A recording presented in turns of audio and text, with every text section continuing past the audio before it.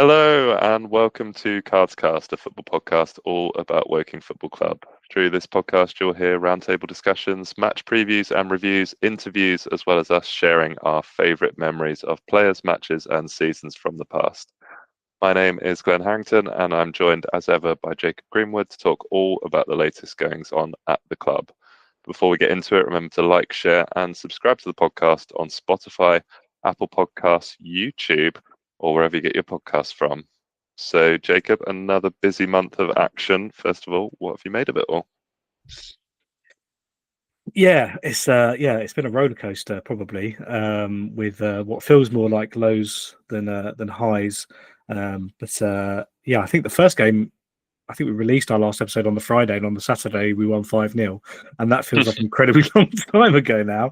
Even though it was quite a few games ago, obviously, but obviously timing wise, it actually wasn't that long ago. So feels like a lot has happened since. Obviously, people thought that was going to be the turning point for the season. Hasn't really turned into that. Although I guess we do come into this podcast, I guess, two unbeaten, even if it's against two teams that are struggling down there. So lots to get through. But yeah, some highs, some lows. Hopefully we can find some kind of balance somewhere on this. Even though there's so much to cover, it feels like. Yeah.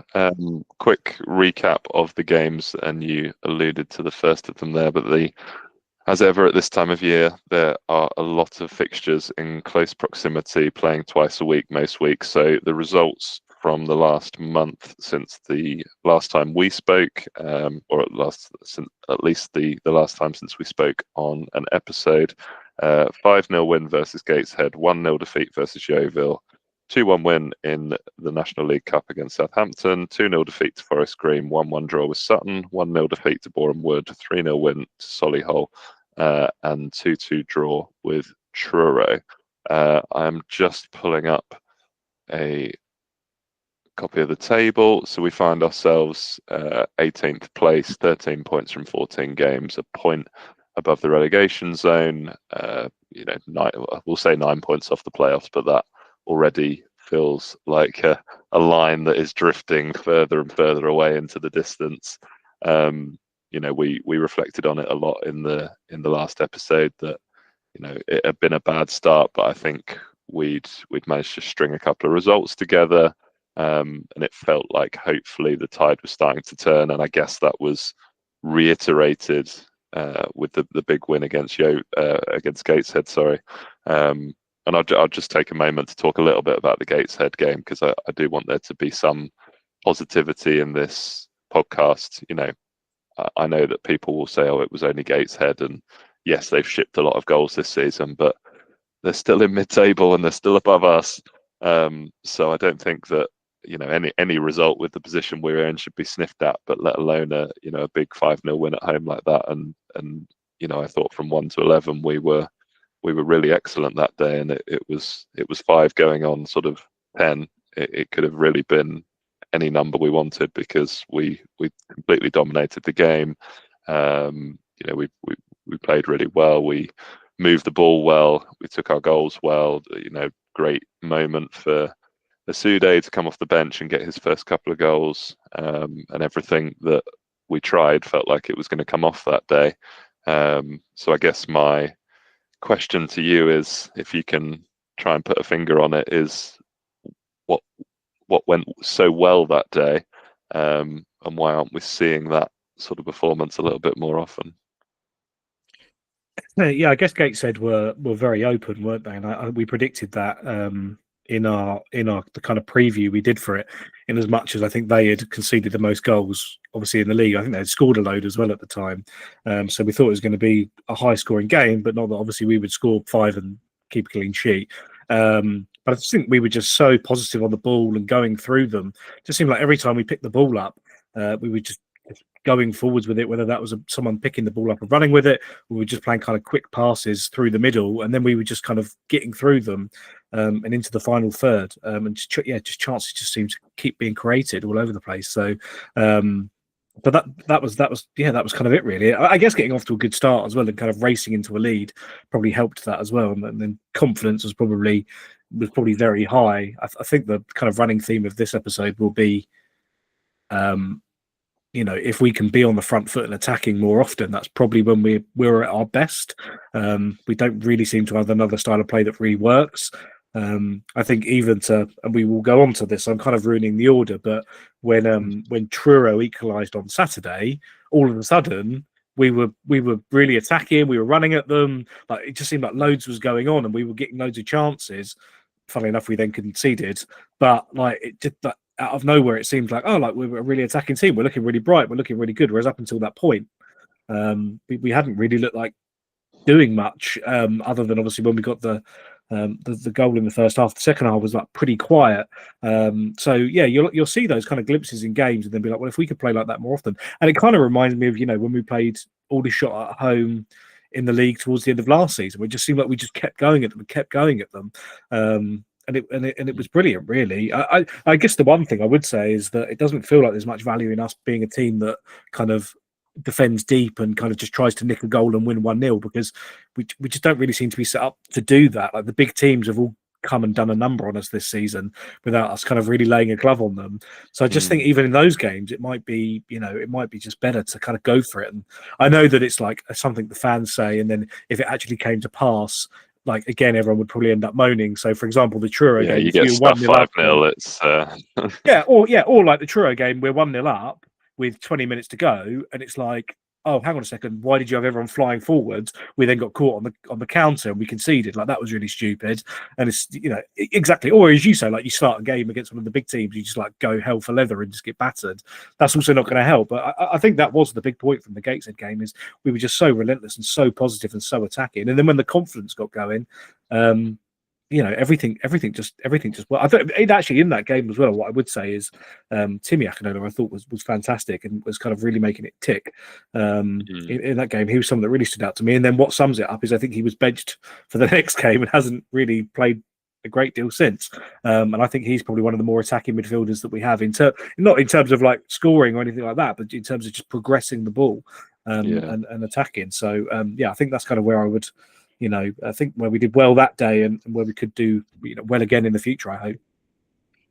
Yeah, it's a real strange one, because I agree. I think there have been sort of periods in almost every game since the Gateshead game where I've seen signs of that sort of style of play coming out again. And like you say, it's very easy for us as fans to sit back and go, well, be more aggressive, don't try and sit on a lead.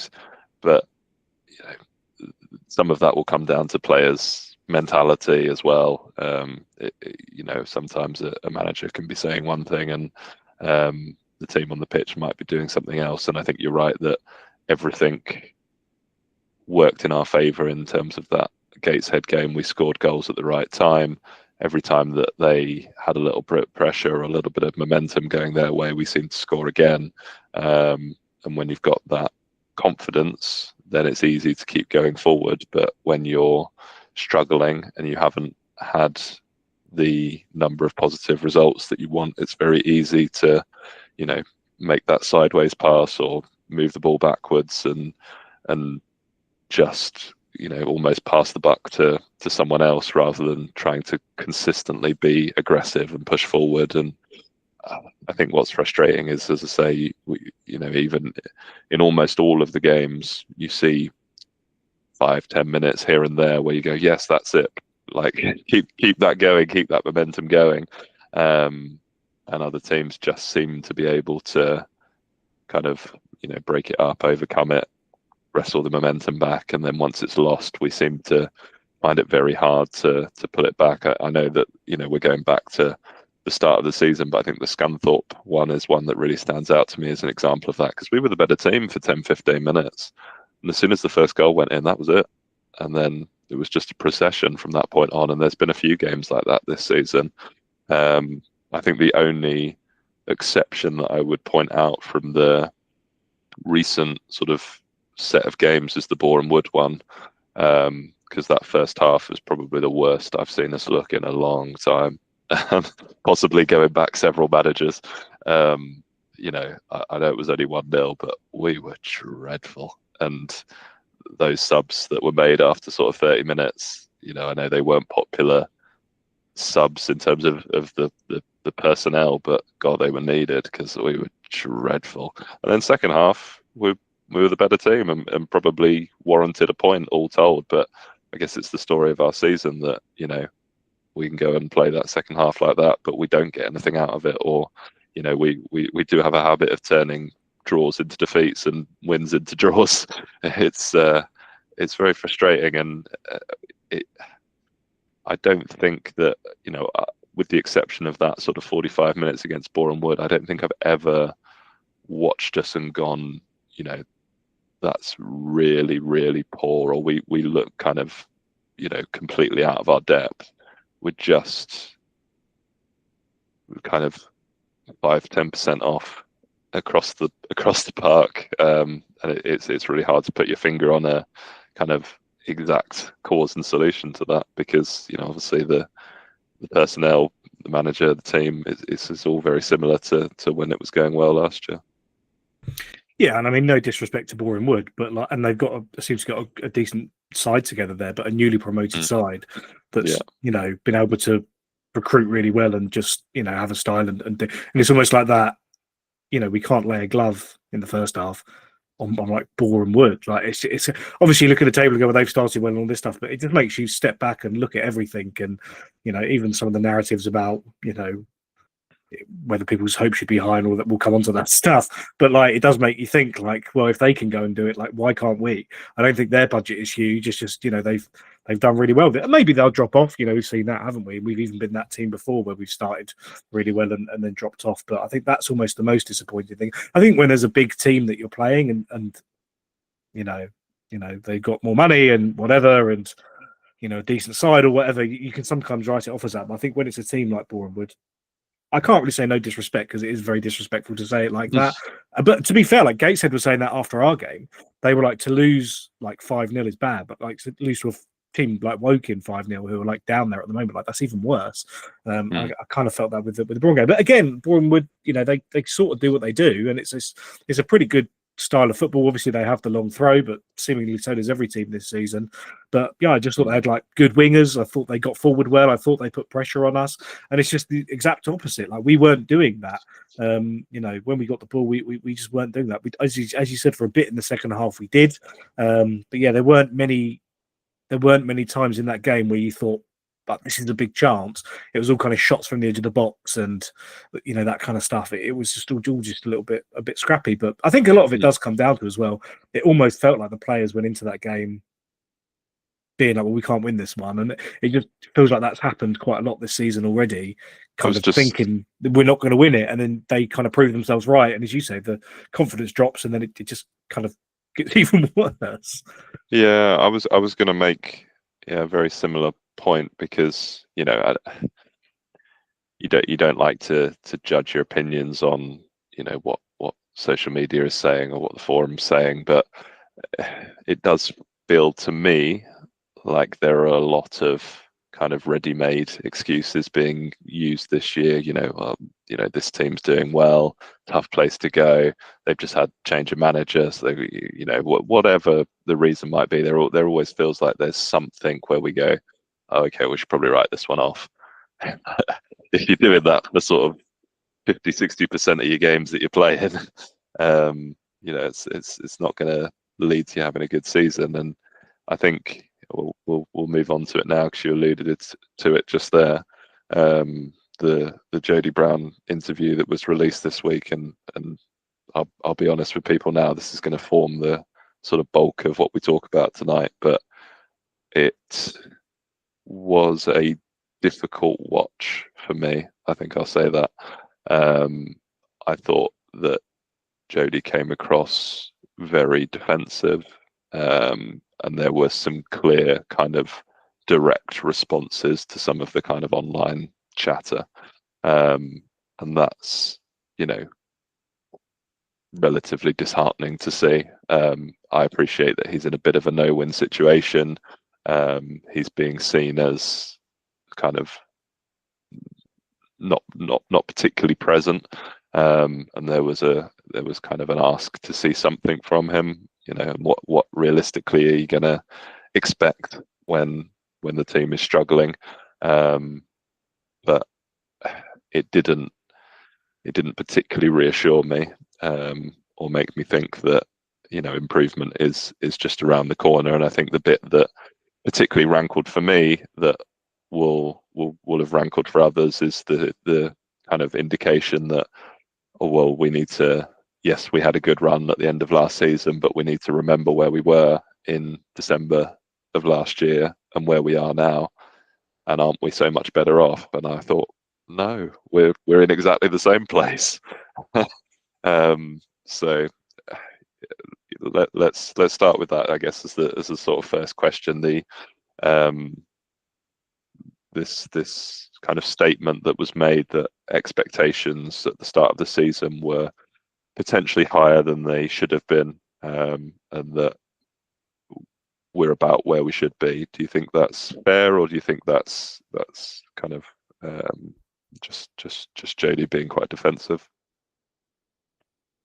Yeah, I guess it's tricky, because I don't, obviously, I think people play their cards quite close to their chest and don't necessarily give too much of a prediction pre-season, probably with this in mind, that then you can kind of scale back on that and be like, well, yeah, we've had enough. We've had enough 3-year plans, haven't we? I'm all in favour of let's leave us to the likes of us to make those kind of predictions. That best just to say we want to improve on last season and leave it at that. Yeah, exactly. So it's it's tricky. It's tricky, and I think there was actually, I think what I quite liked, because the messaging is really tough. You don't say something, people criticize you. You do say something, people criticize you. What can you really say? If you say, oh, it's not that bad, people will say, yes, it is. If you say it is really bad, they'll say, well, it's your job to make it better. So whatever. It's always a tricky one. But Yeah, I quite like that's what I say. No win situation for him at all. Yeah, yeah, exactly. It's it is really tricky, and so yeah, I kind of respect it from that point of view. But I think Neil actually came out and did like a midweek interview, which was kind of rare after one of the games. And I think in that, this was going back a few weeks now, but I think in that he was saying, well, no, things are looking so much better on the training pitch, and it's just about to click, and all of this kind of stuff. And I think we lost the next game. So I didn't agree with what he was saying in that interview. Again, when you go to the games, you're not really seeing it, even if maybe that is happening in training, but it just really didn't feel like that. It felt like he was telling a different story to what basically everyone was seeing. But then after we lost the game on the Saturday, I think he was like, the starts of the season has been completely unacceptable. And I think as a fan watching that, you're like, yeah, it has. It really has. And I think that kind of acknowledgement that it's not good enough is important.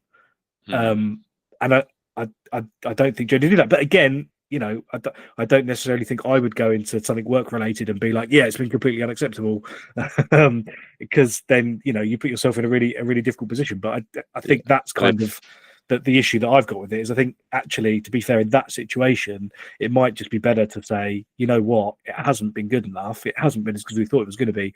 This is what we're going to do next. I don't really think there's anyone that's going to watch it and go, you know what, fair point. Maybe my expectations were too high. Silly me, for getting carried away. It definitely isn't anyone else's fault. And as you say, it just starts that thing of being very defensive, and I'm not sure it needs to be that. But as we say, it's kind of no win. So yeah, what can you do?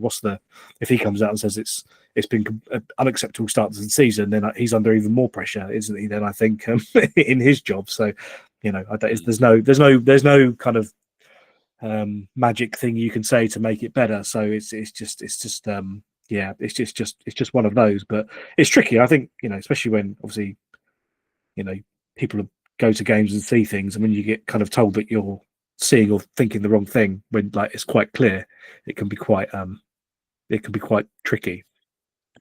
Yeah, I guess that's the only thing. You don't want there just to be this constant kind of negativity coming out of the club, like you say. Completely correct. Sometimes it has to be said, and people will appreciate honesty. But if you've got multiple interviews and things being put out by the club where going, yeah, it's rubbish. We know it's rubbish. Like, there's only so many times that's going to work. I think what it would be good to hear is a little bit more of, this is what we're going to do differently, because at the moment it feels like, oh, we'll just keep doing the same thing and eventually it'll work. And it has worked a couple of times. The Gateshead game, Solihull game was a really good result, but we're averaging less than a point a game, and recent history tells us that's relegation form. And we've got a settled squad. We've got a lot of players on 2-year contracts. I think there was an expectation, fairly, that we needed to at least be moving forward this season. I think most realistic people would say playoffs probably beyond us, but it would be nice to flirt with the idea of it, and certainly not to be kind of on a par with where we've been the last couple of seasons. And so that leads me into my next bullet point, because it feels like a lot of deja vu, really. We've had an autumn sacking in the last 2 seasons. Obviously, Sal went this coming weekend, FA Cup weekend, and we lost to Ramsgate. I don't think Doyle quite made it that far, if I remember rightly, but it was certainly a similar time of year. And the similarities to last season are really strong, in that, obviously Doyle came in towards the end of the season when we were looking like we were heading down. We stayed up. We had a good run of results towards the end of the season. We had some initial positivity with the recruitment. This year, it was the players that we were able to retain. Last year, we had that sort of slew of signings quite quickly. I think it was like 5 in a day or something like that. And then the recruitment kind of petered out, and you sort of ended up with a squad that didn't feel fully formed by the start of the season. You're then getting players in kind of within those sort of first month or 2 of the season, trying to sort of fix things and kind of retrofit it to make it work. Feels like the same thing is just playing out again in front of me, and it's really weird. I don't quite know what my question is, but like, how do we break this cycle? Because I think if we keep just sacking a manager every October, we're not going to get any better. But equally, how long do we stick with Jody, with Neil, etc., if it's clear that it's not working? What is the breaking point? Yeah, it's yeah, you're right. I think that's kind of the fatigue around it. I will just say, before you get the angry comments telling you that you're wrong, Sal was after Oxford City, which was a week after the FA Cup. Thank you. And then Doyle lasted until like December, like the middle of December. He lost to, I think it was Cambridge, we lost to in the FA Cup. Well, you take my point. It's in the same part of the year, winter. But actually, to be Christmas. Fair, the one last season was a good point. It was different in a way, because that was actually so much later than the year before. The difference with the year before is we then had that like 6-week period where we just didn't have a manager, because the ownership hadn't considered they might sack him and hadn't done anything, and it was just nuts. So actually, we ended up in the same kind of time period. But yeah, as you say, like, we'll just do it again this year, and we'll just fight to stay up and that stuff. But I was actually just thinking, as you talking about the, what the club could say, like, this is what we're going to do differently. I guess under the recruitment thing, especially last year, the one thing that I really respected when they came in, and I guess especially Jody, was the amount of players that he moved on, and then the players that we signed was actually really impressive. So I don't think it's ever too late kind of in the season to do stuff, as long as there's still like the means to do it, which obviously takes money from the club and all this kind of stuff. So it's not as easy as it sounds, but it definitely can work. And I think if there's one manager you're going to stick with, I think it probably would be Ardley, based on his experience and what he's done before. And that if you can kind of see this through, then it does start to improve. But yeah, you're right. If you're going under a point per game, you're going to get relegated. So at some point, and we've seen with clubs that have fallen into the south, like, just how disastrous it can be. Dagenham are, I think, currently in the relegation zone there, showing how well that's going. So yeah, it is a really dangerous thing. But it actually, to be fair as well, and this is the thing in wider football, but I'm not going to go on about it in wider football. But just even if you just look at the National League, so many managers have changed already this season in our league. Teams that are above us have sat their managers, below us have sat their like it's just nuts, and it just feels like now that's like such a standard thing that just so quickly into the season you just click the thing and you change, a bit like musical chairs or something like that, where it's just happened so much, so it has almost become just a part of it. But then, to your point, a lot of those teams that do that, none of them really seem to like solve their problem and kick on. It does just seem to be the same thing. So yeah, I think the reason that I would still be, we're not going to do this kind of finger in, finger out style thing. But the reason why I'm not keen for Ardley to go, and Bassey as well for that matter, is that I think there's so much experience there that I would rather back them and let them Who try else are you and going to turn it get around. realistically? Well, exactly, yeah. You're going to get some, and even then, to what you were saying earlier, you'll get someone that, yeah, will probably just keep you up this season. They'll sign some players in the summer, then we'll start next season badly, and then it will just go again. It just doesn't make any sense. So, yeah, I think that would be the case. But I think before I've been really kind of, with Doyle and Sal and Douse as well. Actually, I've kind of been really fed up with them by the time they've kind of come to go, and maybe that will happen with Ardley. But at the moment, even though some of the football has been pretty terrible, I'm not really at that stage, and as you say, but again, it is a wider point as well. You were saying earlier about we can't just keep like communicating to fans that like everything's terrible, because for one reason, like if you've not got a season ticket, like who's going to come to games, who's going to sponsor the club, who's going to do stuff if like all the messaging is just like, sorry, we're rubbish, but please come back next week. But equally, like I've had conversations with people this season that are just saying what you're saying. It's like the same old thing all over again. And I think, if I was playing on the gate every week and didn't have a season ticket, I'd get pretty bored pretty fast and just be like, you know what, it's just another one of those. There's obviously a core of the fans, and they're the kind of people that will listen to this podcast, because fair weather people like wouldn't even bother. So basically, everyone listening to this, I'm not talking about you, but the kind of people that just go when it's interesting, when it's fun, when you're on a good run, when the football's good, whatever, when something exciting's happening or there's a big game or whatever, they're not going to keep coming. And the more the price goes up as well, they're not going to want to chat. Like, imagine paying like 20 odd quid or whatever it even is these days and watching some of the home performances we've had this season. Like, you just wouldn't come back. And I think we get quite blasé with those things, be like, oh, well, support the team and all this stuff. But like, realistically, like, if you're not winning, it just becomes so difficult, as I say, even with sponsors and all that kind of stuff, that there's just nothing to buy into. So obviously, yeah, okay, we'll just start winning games and everyone will be happy and that stuff. But to your point,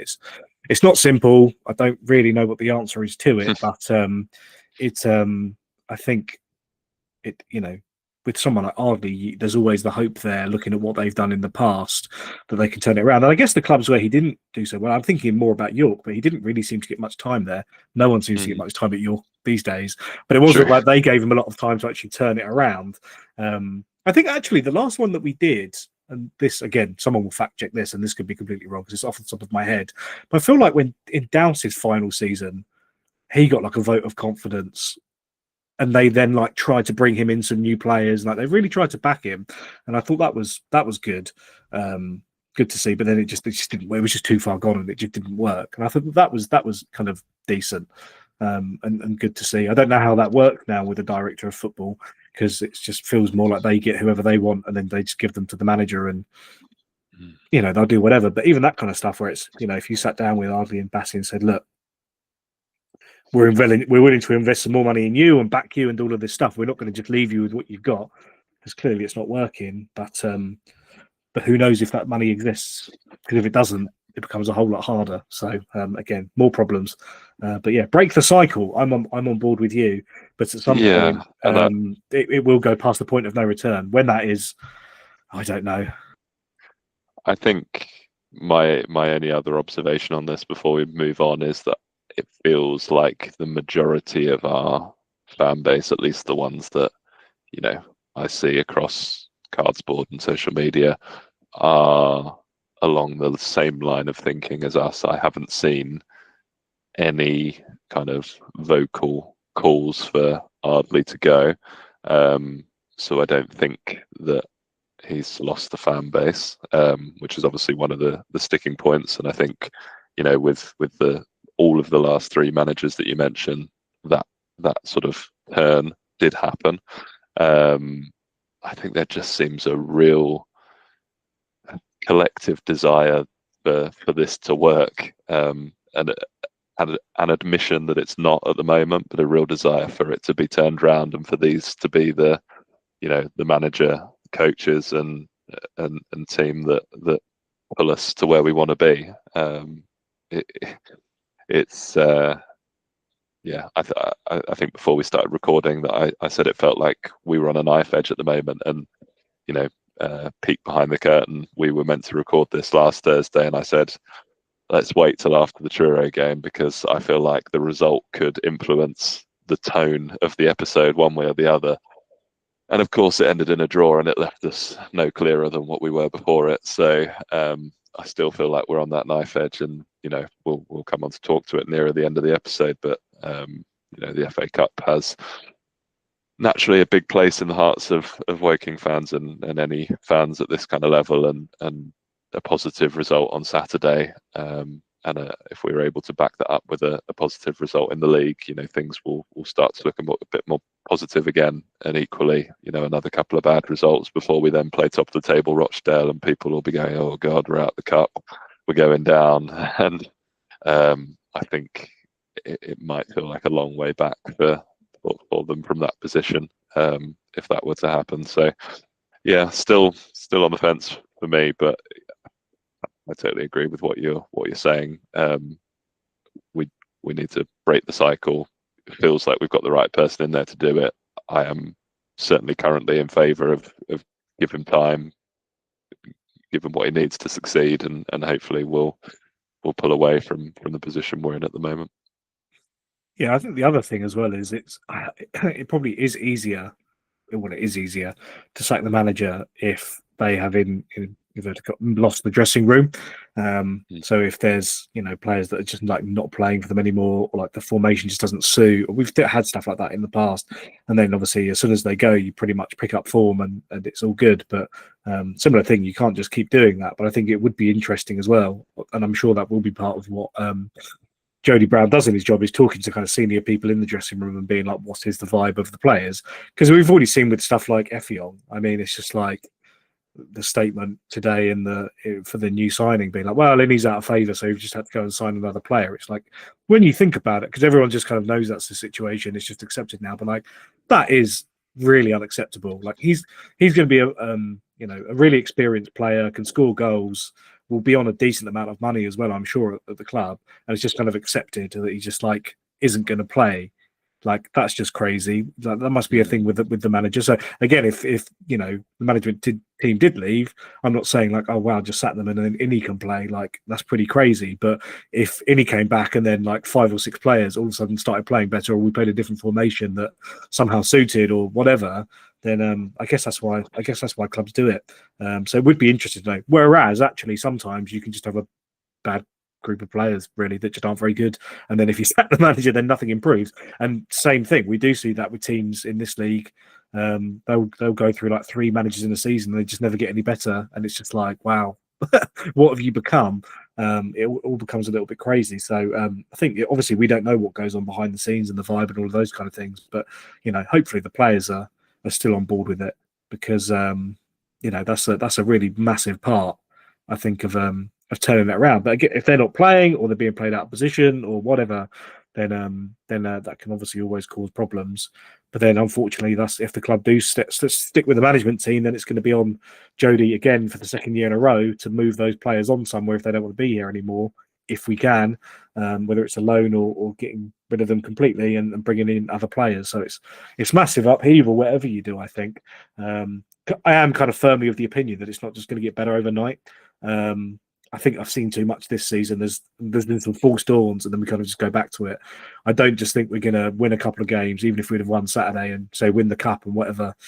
I don't just think oh, there we go, then it's sorted now. I think it's probably runs a little bit deeper than that. So whether it's new signings, obviously there's only been a limited number of those unless you move some out, or something. But unfortunately, it does feel like something has to change. But again, I'd love to be proved wrong. It's hard to see, though, isn't it? You're saying about moving the recording for this episode. I mean, God only knows where we're going to be by the time we record the next one. Maybe that's exciting. I don't know. But I'd rather it wouldn't be that exciting and we could just like play well and do that. But it is what it is. I'd be surprised if we're still on that knife edge in a month's time. I think one way or another we'll kind of have our answer about the direction for the rest of the season. I think either we'll have kind of found that momentum and we'll be up into mid-table, or we'll be kind of teetering around where we are now with the sort of relegation zone, and we'll probably be looking for a new manager again. It's a critical month, whichever way you spin it, with the games that we've got coming up.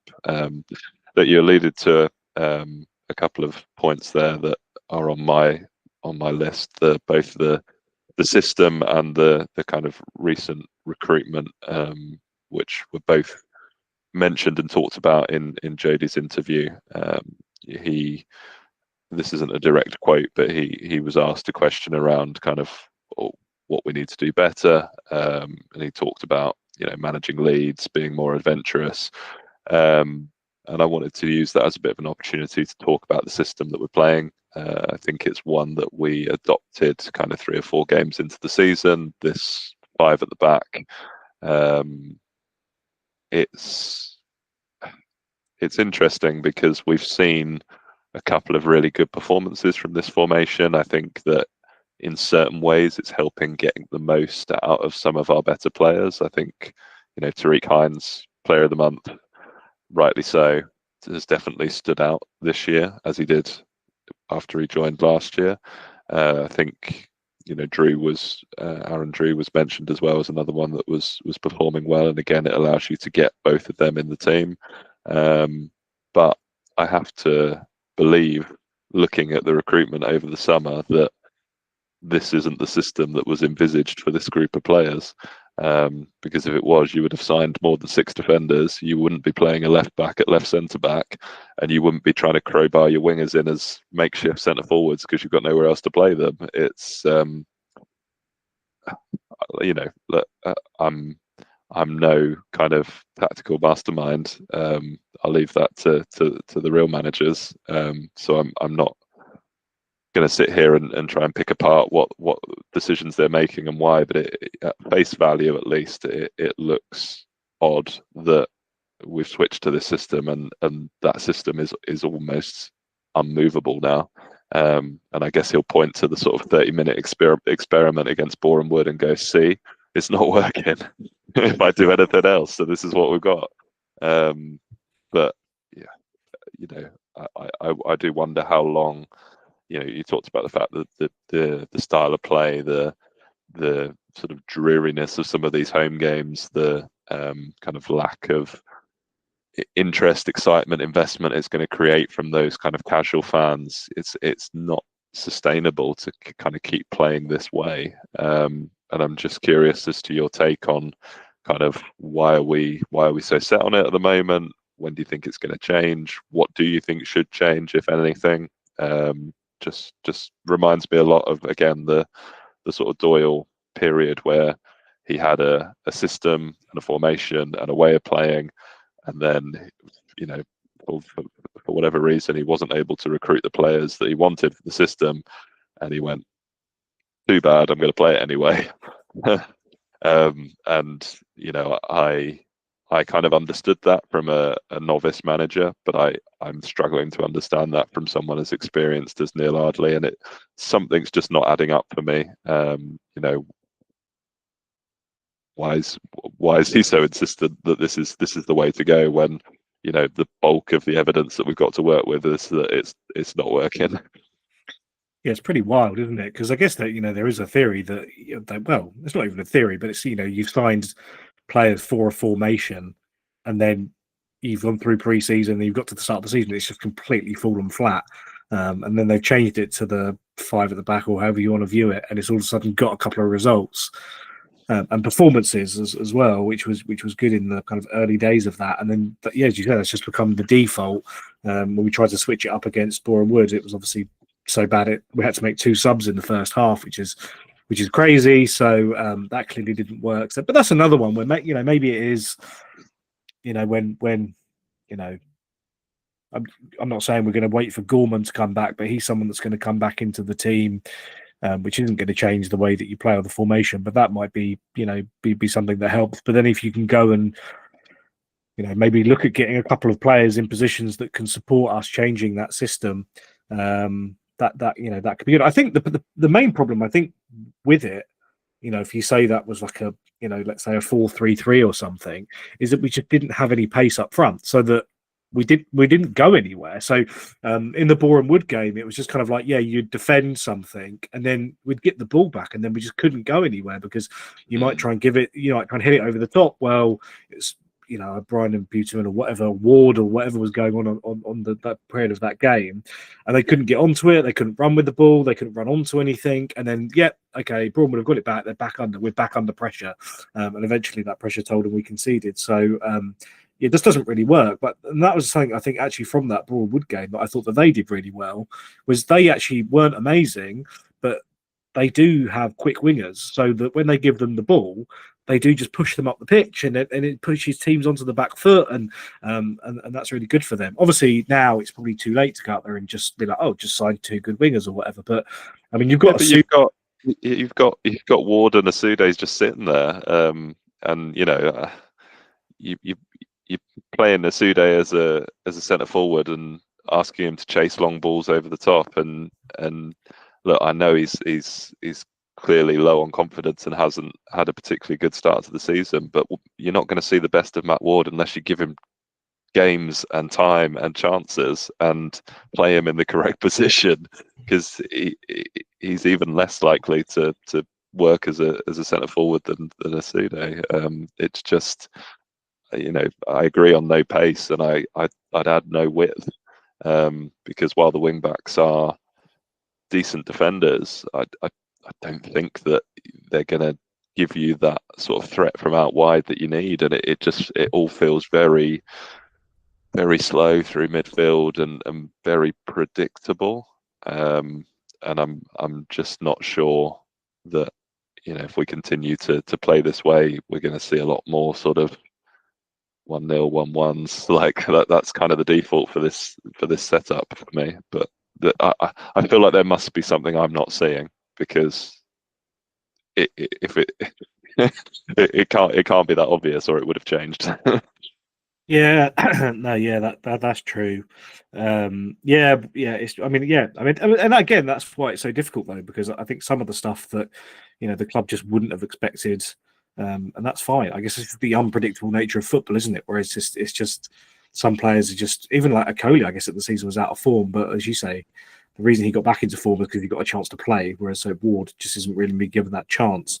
And playing him for half an hour or whatever it was in the Boreham Wood game has probably done more damage than good in that aspect. So but again, someone like Asude, does come on, does make an impact. As you say, it is crazy because he's probably one of the smallest players on the pitch, and we're booting it up to him, and there's kind of 6 foot plus centre backs just like heading it away. But I mean, the penalty he got on Saturday was crazy. That probably wouldn't happen earlier in the game, but when you've got that kind of chaos going on up front, that's we look a lot better. Teams are threatened. They're kind of wary of us, whereas when we're kind of slow and predictable, they're not. What I will say actually is I thought we looked good. One of the reasons I think we looked good in the last part of the game on Saturday was that I think Sanderson and Kelly were on at the same time for the first time for the second half of that game, and I thought that's something that could be useful going forwards.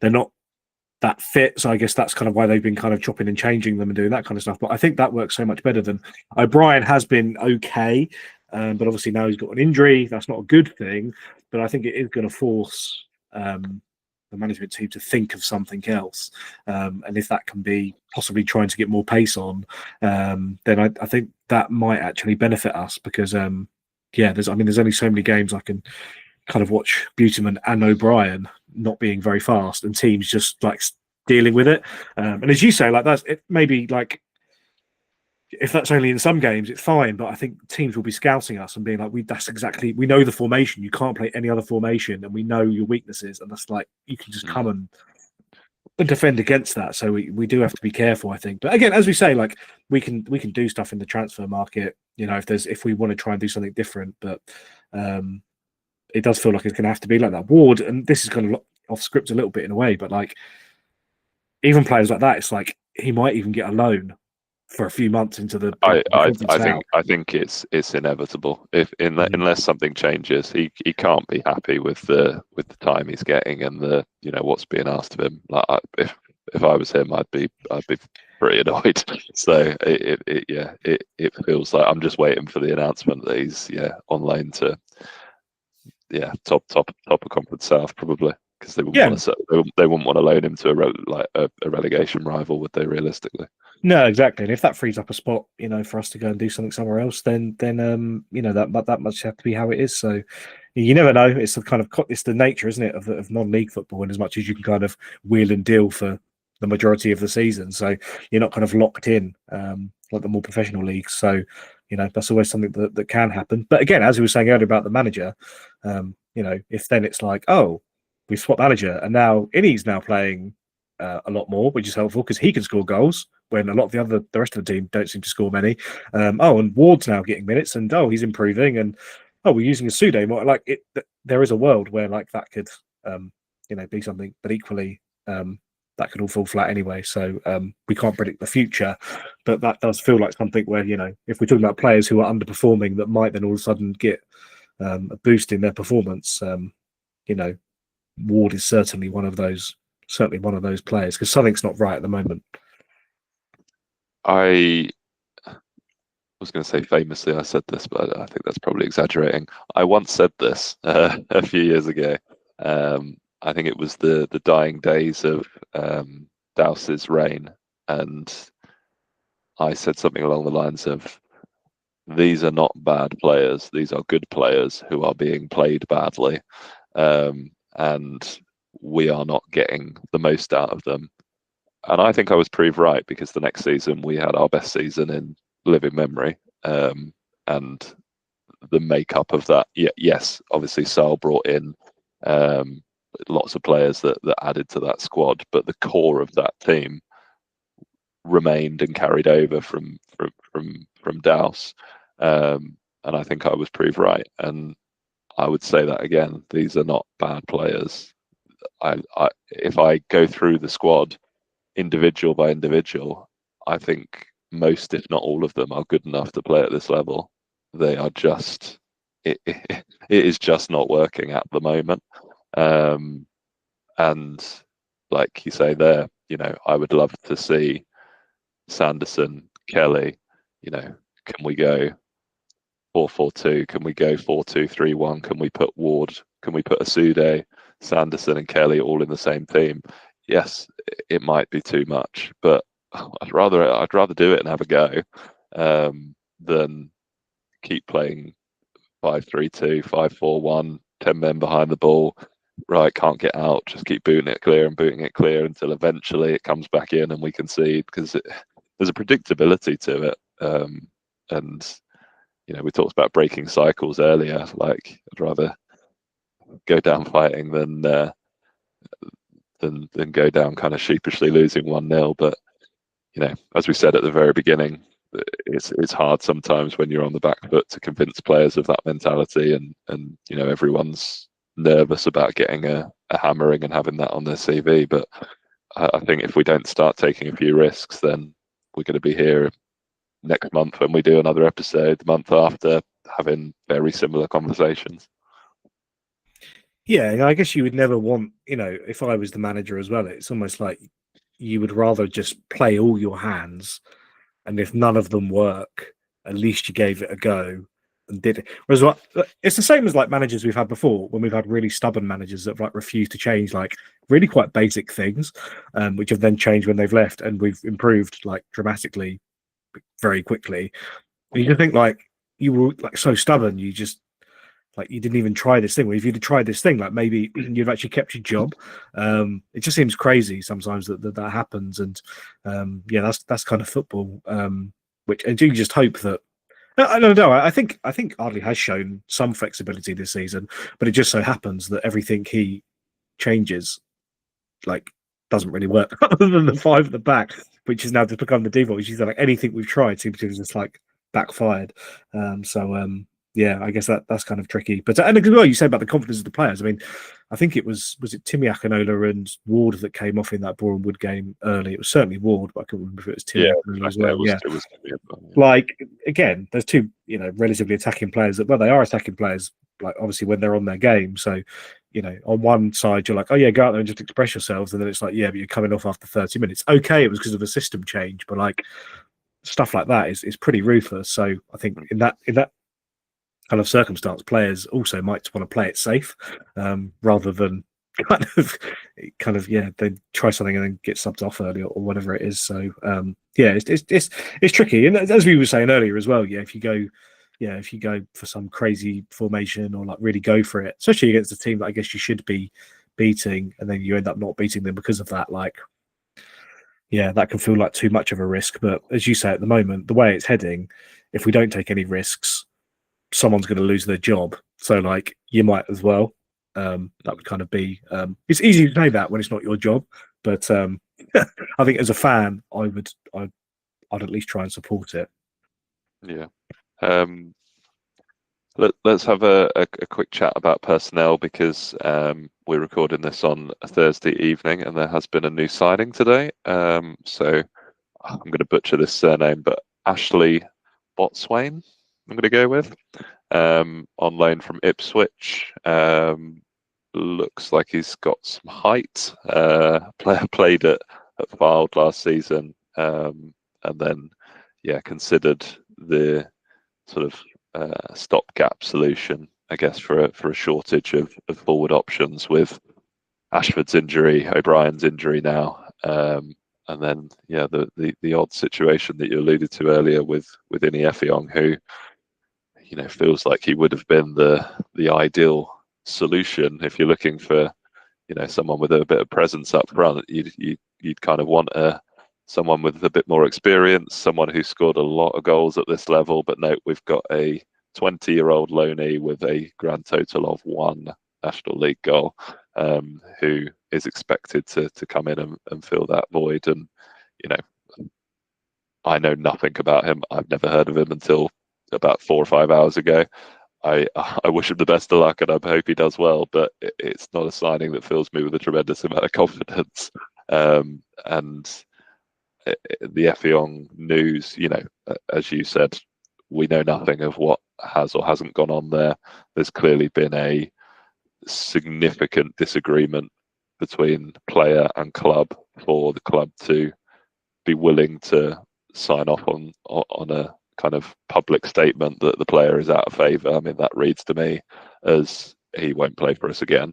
It just a really odd situation again, and it feels like not the first situation which could be described as such this season.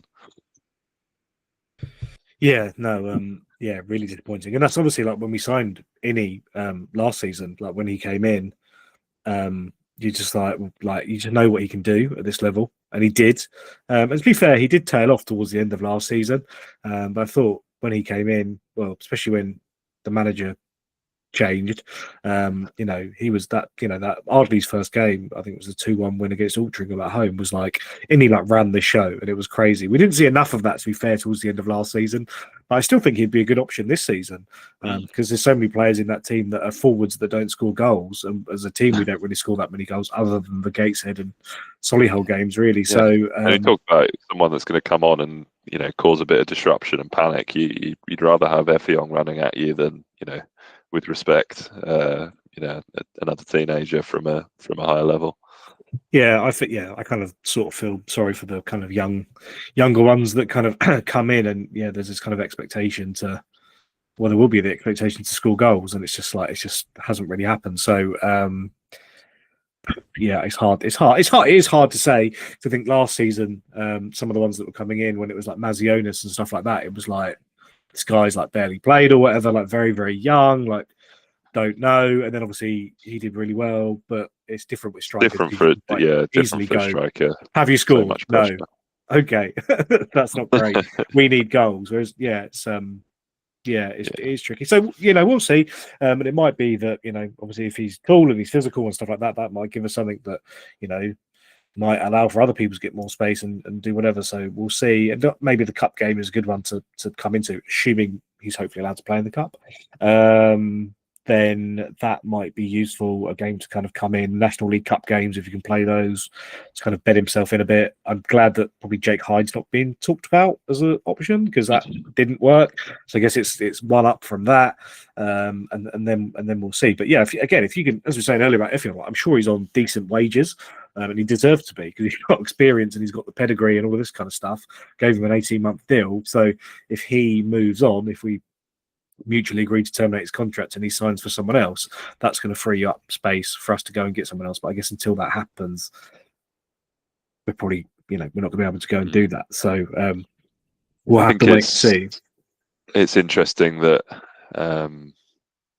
Ashley has been signed till January. I noticed something online the other day that apparently Sanderson's got a break clause for January, and like those are relatively common for season-long loans at this level. So I've got no reason to not believe that. But you would expect, I think, Ashford to probably be out for most of, if not all of the season. O'Brien, the quote is that it's hard to put a recovery time on the injury. So there's certainly scope for a refreshed forward line come the new year if this doesn't work out. So I think they'll probably persevere with Kelly and Sanderson as first choice, and with Ashley and Asude to come off the bench if they're going to carry on with the sort of system and formation that we've seen in the last sort of 6 weeks or so, and then kind of review in a month or two's time. And if we want to go and fetch some new players in January, then we can. But who knows what's going to happen between then and between now and then. Yeah, but definitely.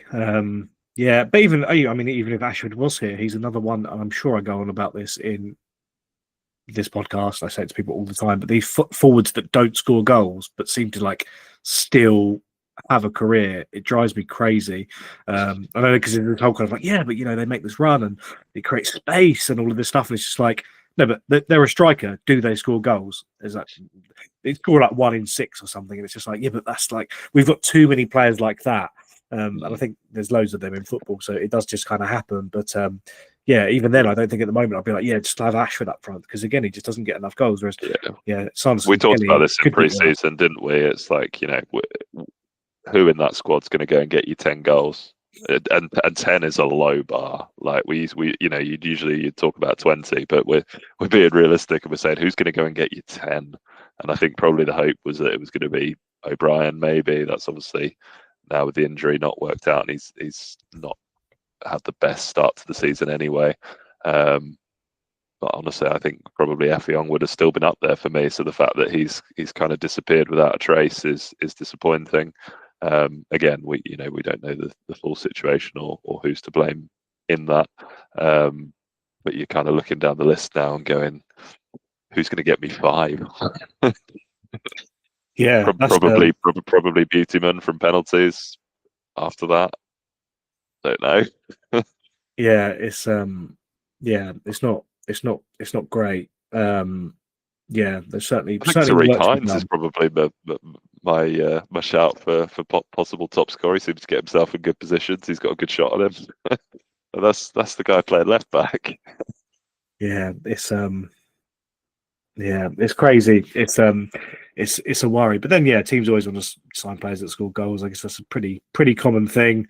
So everyone's after that, which makes it even more difficult. But and like Jody obviously alluded to that in his interview, that we were in for, obviously didn't name any names, you wouldn't be able to, but alluded to the fact that players that are at the top of the league's scoring charts, you can probably guess who they would have been, that we had conversations with or that we were in for. But at this point in the season, if you're a striker and you're looking to move, why would you go to a team that doesn't score goals? That is not only are they kind of down the bottom of their league, potentially looking at relegation, they don't score and they don't create many chances. So you're a brave striker that goes and takes on that role, because particularly if you're young and you're looking to progress up the pyramid, you're thinking, well, if I go and get 1 in 20 or none in 20, then it's not going to look great on my CV because strikers are judged by goals. Yeah, exactly. Yeah, it does. It gets even harder. So it's tricky. It's definitely not easy. I certainly don't envy it. Yeah, I see Con Clark, I think today went to Carlisle on loan. So it's just like the levels, isn't it, of yeah, certain clubs and certain players in leagues and stuff like that. Where they're based obviously is a big part of it, because people aren't moving their whole life to Woking for a loan spell, or if maybe they will if it's a signing or whatever. But yeah, again, as we were saying earlier, with the some of the teams that have started better than us, saying, well, who's going to want to come and live or play in Woking? Well, who wanted to go and live and play in Boreham Wood? I can't really name many players that wanted to do that either, but they still managed to, and they'll fall off before, this obviously becomes a thing probably later in the season when they just finish mid-table or whatever. But like, it does make a point where I don't think that's necessarily an excuse you can get away with too often. So, but yeah, we'll have to find a way. I think that's why I kind of like the idea of having, the wingers or wingers that can score as well. I think when you have wing backs, obviously you mentioned Hines earlier about, well, maybe he could become one of the players that will end up scoring quite a few goals because he's already got some, and he's now it was somewhat tongue in cheek. But it's true though, right? Because if you go past the strikers and then you don't have wingers, and the midfielders are mainly defensive, like where else are they other than the wing backs? Like that is that is the next natural area. Whereas I think if you do have players and you're playing a 4-3-3 or whatever, you do have those wingers, I think they do end up scoring a few goals as well. Obviously, people like Daly did that. Even people like Lofthouse and stuff used to chip in a few a season, those kind of players. So, that would kind of be my vote for that. But again, I mean, good luck finding those players like that we're going to be able to just like pick up at this time of year. So, so who knows? Who knows what's going to happen? But I think that's kind of why it's definitely worth looking in that area and seeing what we can do. But I've been relatively impressed by Sanderson. Obviously, he's had the injury, which hasn't helped. I think he's looked pretty good. Kelly's probably disappointed a little bit, but we'll hopefully get there with kind of more game time. But if those two can kind of complement each other and play well, then I think that could be a really exciting pair. But we've not really seen it yet. And again, that's another one of those things where you're like, well, why haven't we? Because that seems like a good thing. I know they're both probably not fully fit or whatever, and they're kind of managing their time, but that kind of seemed like quite an exciting thing to have. So we'll see. There you go. There's a positive. You write that down that they might be good. Just before we finish, we'll look ahead to the next few games. So across the rest of October, FA Cup on Saturday at home to Brackley, Altrincham away the following weekend. And I didn't realise until I looked at the league table quite how badly they've started. They've gone 9 defeats this season, and they've just brought to an end a long losing streak. But they're actually sitting below us on goal difference, which is unusual given how they've performed over the last couple of years. So a couple of big games for us coming up. National League Cup game in the following midweek against Fulham, and then league leaders Rochdale at home to finish the month before we've got Southend and Tamworth, who are both on the outskirts of the playoffs as well. So again, just to reiterate what we said earlier, feels like the next 10 days is really important for us to get a couple of positive results, because it's not going to get too much easier. And we've got the small matter of a trip to Hampshire coming up in mid-November as well. So it looks like it could be a kind of challenging few weeks. Yeah, definitely. I think the cup is a really tricky one, kind of where it's come at this time of the season. I mean, I'd much rather, if we win on Saturday, I'd much rather that had been kind of like 3 points in the league, kind of based on where we've been. But obviously, I understand, the importance of the money of the cup, stuff like that. But it just doesn't feel realistic that we're gonna like have a notable cup run just because it's like we've been like that bad. And because we go in at the 4th qualifying round now, like you're less likely to get that kind of like quirky away day that you might have got when we used to go in at the 2nd qualifying round and then 3rd qualifying. Obviously, you've got some quite random games. Whereas this, it's like you win this and it's like you get another team in your league, which obviously Brackley are, or you get like, a boring League Two team that will just do a job on you, and it just won't be that interesting. But obviously, yeah, any money we can make from it and all that kind of stuff. And if it's a bit of a break from the league as well, then yeah, I'm up for that. But yeah, hopefully, again, a game maybe where we can try something a bit different because it's not the league. But yeah, auction, as you say, away game as well, so that's tricky. But they've not been great, as you said earlier. There'll probably be an excuse in there somewhere that it's a long coach journey. So how could we possibly do anything at Altrincham? And then as you say, the run gets crazy. So as obviously was saying earlier, I don't know where the point of no return would be for this kind of management team. But yeah, if you would just kind of back-to-back losses to Rochdale and Southend at home, like I don't think it grim. gets that far. I think if we lose Saturday and we lose to Altrincham, I think that'll be it. Yeah. Honestly, equally, I think if we win those two, momentum's back on our side. People start feeling positive again. We make a fist of it against Rochdale. Great. We'll be looking up. So, as I say, feels like a real knife edge. Feels like next time we come together for one of these, then there could be a lot of interesting talking points one way or another. But you can let us know everything. You can let us know about everything we've talked about tonight and your thoughts under the link to this podcast on Cardsboard, or you can find Jacob on X at Cardinals 1887. I guess as well now people can comment on the YouTube if this makes it to there. So yeah, so you have can asked see for our this faces. random person on Cardsboard, so I hope you liked it and it has fulfilled your desire to see the inside of our houses as we record these episodes. So yes, let us know if this new format works for you as well. If not, you can find us on Spotify and all of the normal channels as well. If you'd rather just listen to us, I wouldn't blame you. But until next time, thank you very much for listening, and we will see you soon.